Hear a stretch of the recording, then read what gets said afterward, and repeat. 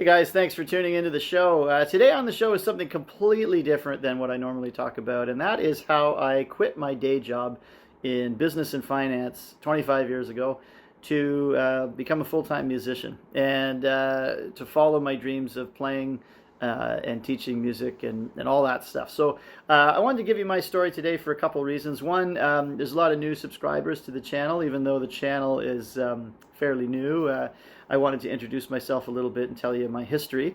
And then also, there might be a lot of people out there that feel like they're in a sort of a dead end job or they're not fulfilled at work and they're thinking of doing something else. And I'm just here to say you can follow your passion and do something different. And I know how scary it is to leave that comfort zone, especially if you have responsibilities and things like that. But it is possible, and I think it's something that you can accomplish. So on today's show, I'm going to give you my story and how I have been able for the last 25 years to make a living off of playing the guitar, doing a multitude of different things. So that is what we're going to talk about today.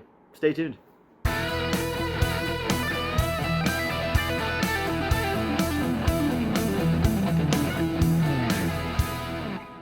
If you'd have told me 25 years ago that I was going to buy a 200-year-old Pioneer log cabin, move it hundreds of miles across the country, reassemble it in my backyard, and create an art and music studio, I think I would have thought you were a little crazy, and I don't think I would have believed it, but that's exactly what happened. And 25 years ago, I was at a crossroads in my life where I wasn't sure what I was going to do. I was working in accounting and banking and in the world of finance and business and not enjoying any of it. I was in my early 20s, completely lost and mixed up with what I was going to be and what I was going to do with my life. I was constantly frustrated, angry, and not enjoying what I'd become. I would sit in my office and look out the window, and while listening to the murmur of the office and the telephones ringing and the fax machines and the printers and photocopiers, I would look out the window and just wonder, is this it? Is this what I'm going to be? Is this what I'm going to do with my life? And it was truly soul-crushing to sit there some days and think that. It just wasn't what I was put on the planet to do, and I knew it. I knew there was something else out there that I could be doing and be very happy doing it. I just didn't know how to do it. I didn't know how to get there. I felt trapped. I felt isolated. I felt like there was no way out of what I'd started. No way back. I'd successfully finished education and was in the workforce. I had my own place. I had responsibilities. It was really difficult to think about leaving all this and somehow still make a living, still pursue a different career, a different path. And the worst part was, I didn't even know in what. I just knew what I was doing wasn't for me, and it wasn't the right thing for me.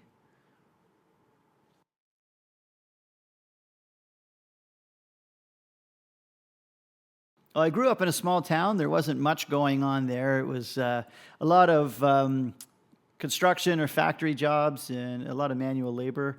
There wasn't a ton of industry coming to town, and my girlfriend at the time, who is now my wife, was attending the Ontario College of Art and Design in Toronto and getting her degree in fine arts. And one summer before she was to finish her degree, she was kind of thinking about coming back to town to do something for the summer and trying to figure out what that would be just to make some money to keep going to school. And she came up with this idea of doing a kids' summer program that specializes in the instruction of art, music, and drama.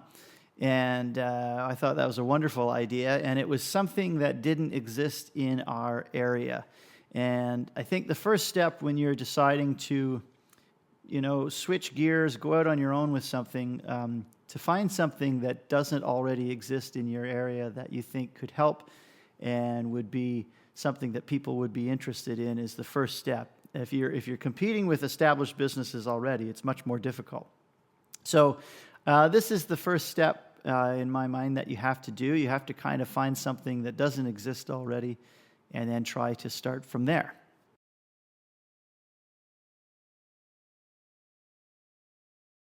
So in the spring of 2001, we immediately got to work on this plan of creating a summer day camp for kids to experience music, art, and drama. And the first thing we needed was a location, and we approached, my wife's family had an old mill that was basically abandoned and not being used for anything.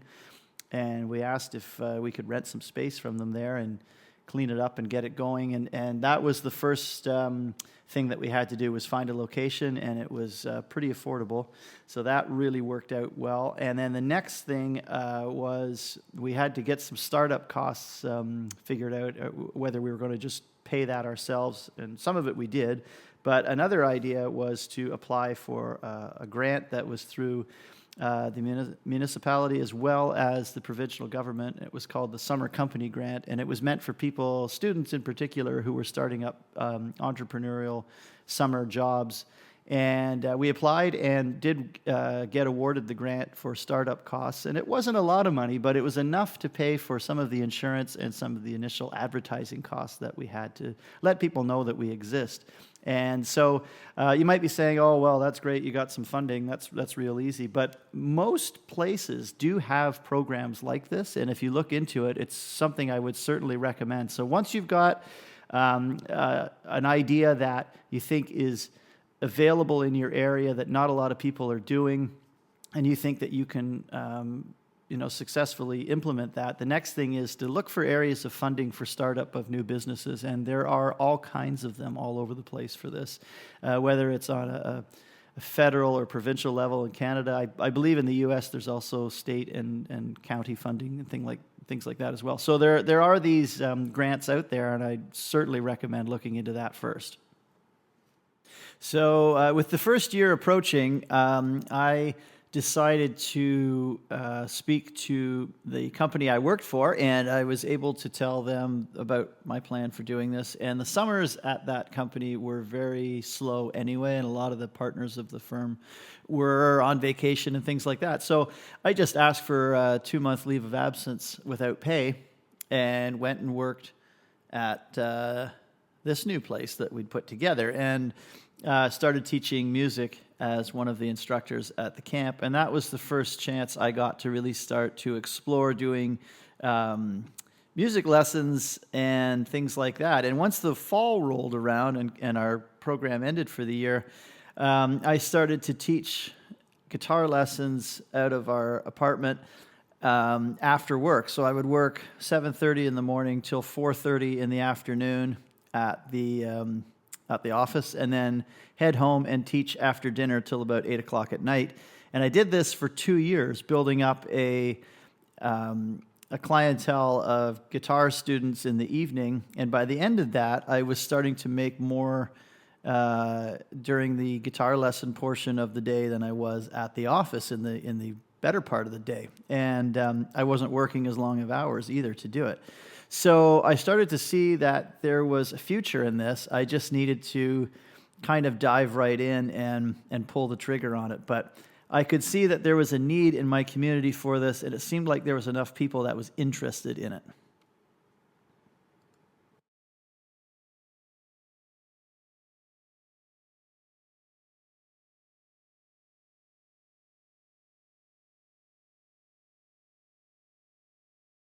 So after a couple of years of working 2 jobs and at night teaching guitar out of my apartment, and we have the successful summer program now happening, it felt like it was time to take a leap into the next step of what we were going to do. And the apartment we lived in had a loft space upstairs on the 3rd level of the building. And the fellow that lived there was going to be moving out, and we decided to rent that floor as well. And my wife took on the front half of our apartment space, turned that into an art studio that she taught out of, and I moved upstairs and built sort of a multi-pronged musical room that was all facets of music. So we had a teaching space, because I knew I had to keep teaching, but I eventually morphed this into a performance venue and, believe it or not, a rock and roll museum. So this is what this next segment will talk about.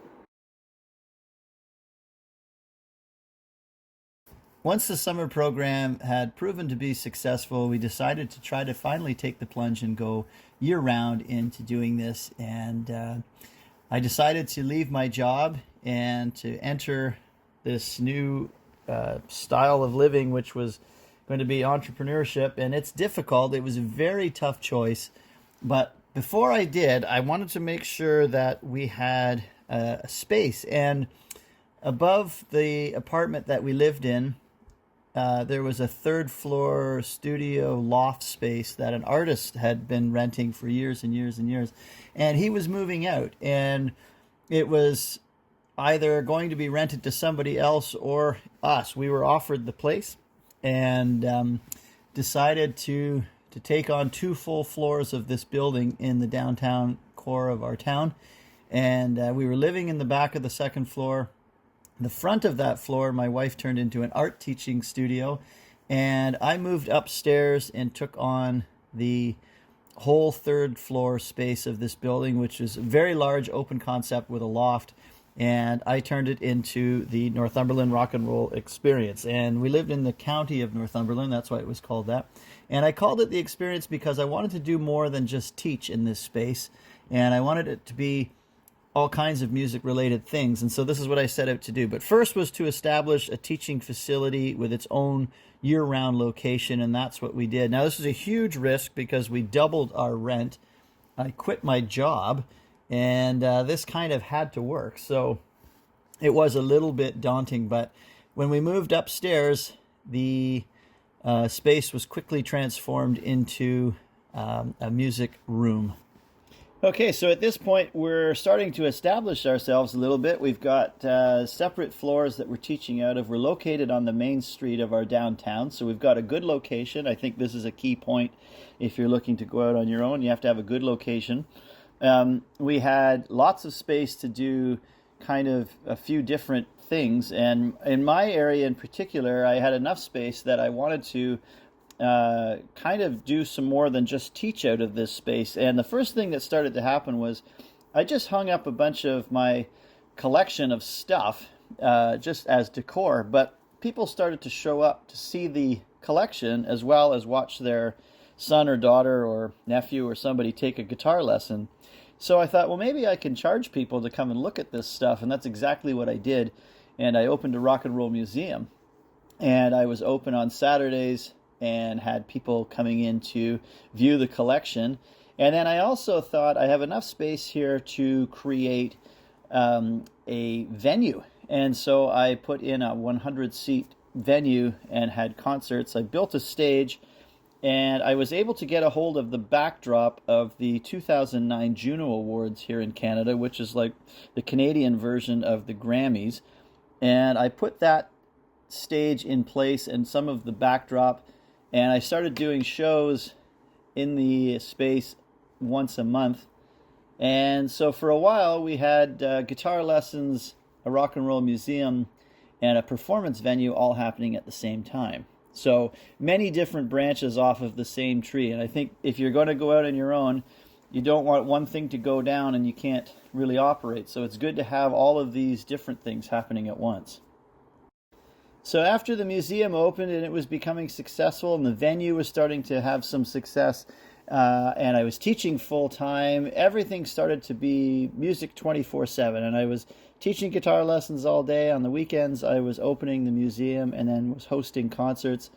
I then decided, with my collection as it was, to start kind of collecting even further and getting more in depth into that. And I started meeting a lot of famous musicians and getting a chance to be in circles that I really had no business in being in, but it was great. And I was able to kind of connect with a lot of famous musicians and get stuff signed and donated to the collection. I then decided to take it upon myself to create an in the schools package that I could go in and teach rock and roll history to high schools and universities. And I started to do that as well. And that is something that I did for a number of years, where I would go into a school and teach in either a music class or a history program and just talk about rock and roll history and lecture on various topics to do with that. So that's also what was happening at the time. Again, many branches off of the same tree, and I'll keep saying that, but if you're thinking of going out on your own, it's good to have a lot of different forms of income coming in case one thing stops working.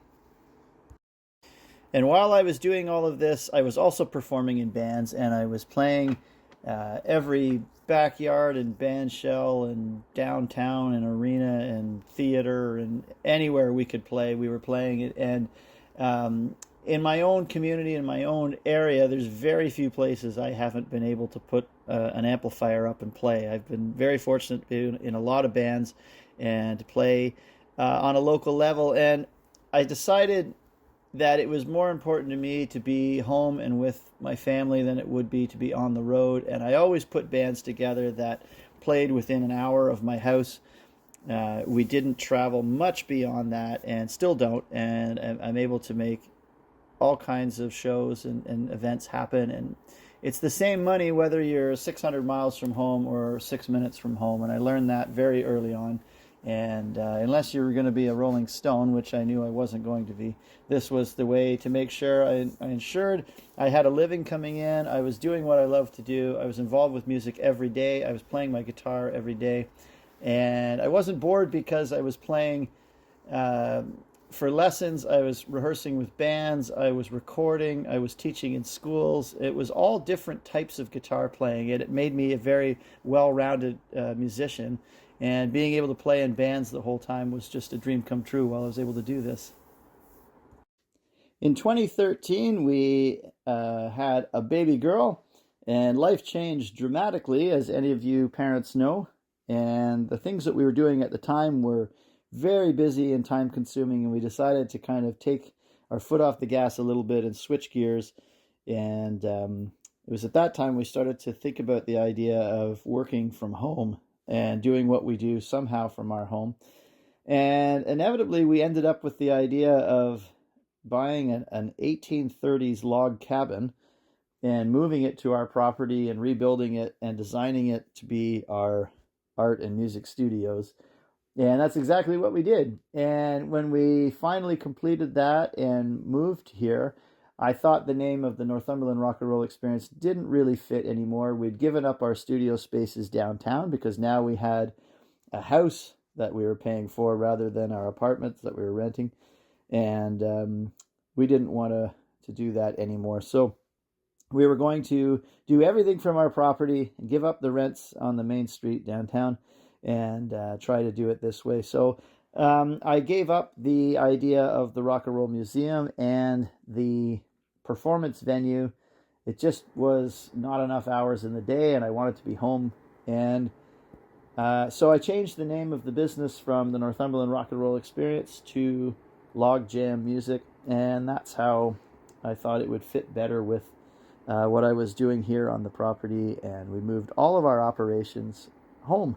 And so it's been fantastic. We've been here almost 10 years now, and it's been a truly rewarding thing to do, to be working just on your own property. And, you know, there's no commute. I'm home the second I'm finished work. And the community has embraced us full tilt. It's been great. And we're able to do what we love to do. And 25 years ago, when I left my sort of day job to come and do this, I never dreamed that I'd be in this spot 25 years later.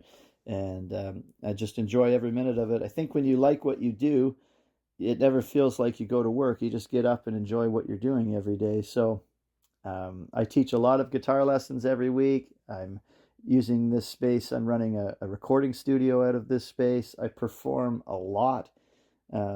Most weekends of the year, I'm playing somewhere. And so I'm really living my dream as a musician and being able to make my living off of my guitar, which is something that I set out to do all those years ago and never really knew if I could do it or not. So it is possible if you decide that you want to go and, follow your passion or turn a hobby into a job. You just have to really dig in and find out how you can do that and push and do it. And it's rewarding at the end. So there you have it, folks. That is my story. That's how I went from working 9 to 5 in an office job to becoming a full-time musician and making my living playing guitar, which is something that I never thought would be possible. So There you go. I think it is, now I can say I think it's possible to take your hobby and turn it into a career if that's something you really enjoy and you're really focused on. It takes a lot of discipline, a lot of motivation, but at the end of the day, you can do it, and you just have to believe in yourself. There is some luck that goes with it as well, and a few lucky breaks don't hurt either. So I'm truly blessed to be in the situation I'm in, and every day I'm thankful for the opportunity that I get to do this as my job. So, but if you believe in something, just go get it, go try it, and worst case scenario, you end up back where you started again. So I think it's worth it in the long run. But I'd love to hear from you. Give me your feedback and comments if you're in the same situation or if you've done something similar in your life, and I'd love to read those stories, so please leave a comment about that. If you're new to the channel, that's a little introduction about who I am and what I do, and also this channel is about music, so ties in with that as well. But on this channel we talk about records, guitars, music in physical media formats, as well as stories of rock and roll and travels to do with music and things like that as well. So that's what we do here on the channel. If you like that, please like and subscribe. And thank you very much for watching, and we will see you next time.